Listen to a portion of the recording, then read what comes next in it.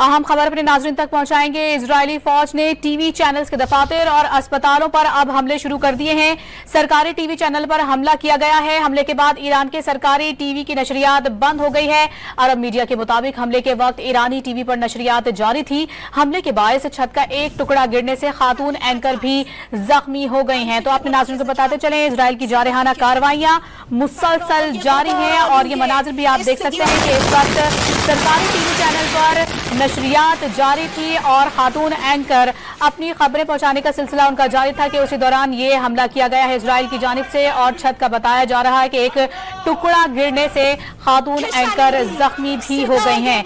मुसलसल बढ़ती हुई इजराइल की ये जारहाना कार्रवाइयों का सिलसिला अब अस्पताल और टीवी चैनल्स को भी निशाना बनाया जा रहा है। अपने नाज़रीन को बताएं कि इजरायली फौज ने टीवी चैनल्स के दफातर और अस्पतालों पर अब हमले शुरू कर दिए हैं।